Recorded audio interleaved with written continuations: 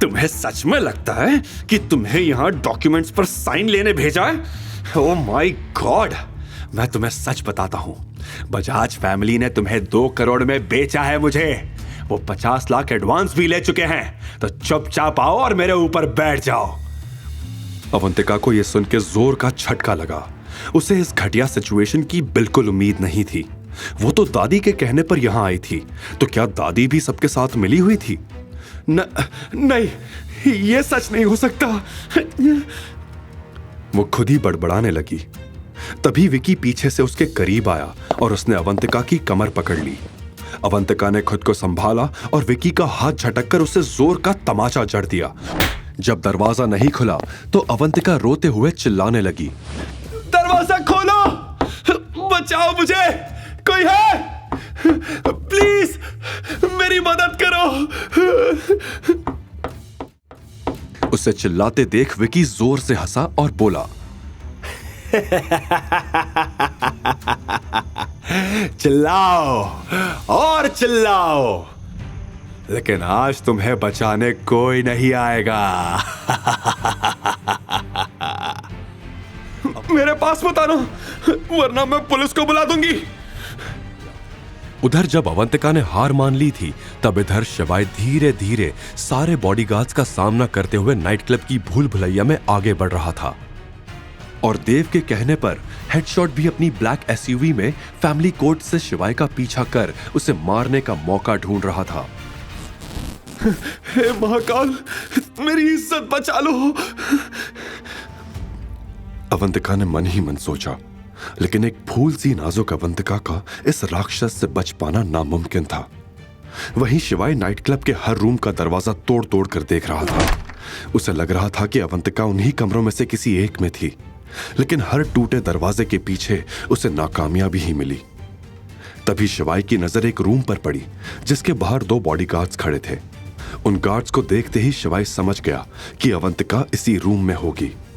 और जैसे ही शिवाय उस रूम में दाखिल होने के लिए आगे बढ़ा, तो गार्ड्स ने शिवाय का रास्ता रोक दिया। उन्हें लग रहा था कि शिवाय उनके रोकने से रुक जाएगा। महाकाल की कसम, तुमने मेरा रास्ता नहीं छोड़ा तो मैं तुम्हारा सांस लेना भी छुड़वा दूंगा, शिवाय ने गुस्से में उन गार्ड्स से कहा। यह सुनकर दोनों गार्ड्स ने शिवाय पर हमला कर दिया, लेकिन उन नादानों को क्या पता कि शिवाय कौन था। शिवाय ने पलक झपकते ही उन दोनों को चारों खाने चित कर दिया। बचाओ! रूम के अंदर से अवंतिका के चिल्लाने की आवाज आई। आवाज सुनकर शिवाय का गुस्सा 7वें आसमान पर पहुंच गया।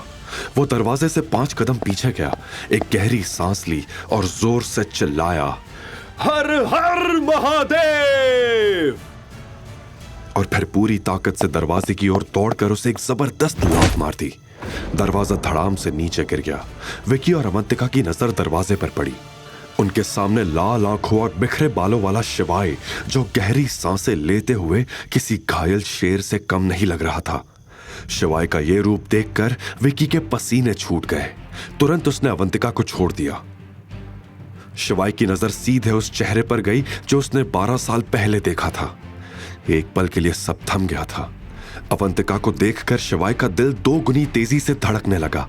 उसने ना आओ देखा ना ताओ, और विकी के मुंह पर एक करारा मुक्का जड़कर उसका मुंह तोड़ दिया।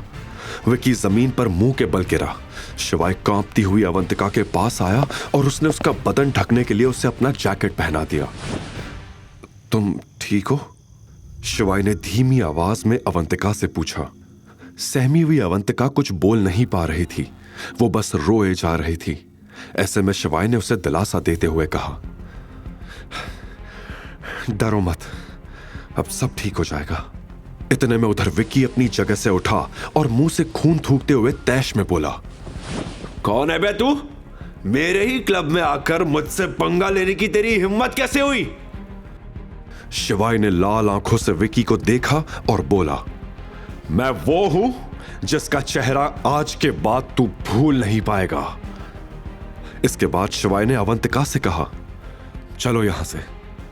आगे की कहानी जानने के लिए देखिए अगला एपिसोड सिर्फ पॉकेट एफएम के यूट्यूब चैनल पर। और शिवाय एक विनाशक के सारे एपिसोड्स को सुनने के लिए डिस्क्रिप्शन में दी लिंक से डाउनलोड करें पॉकेट एफएम ऐप।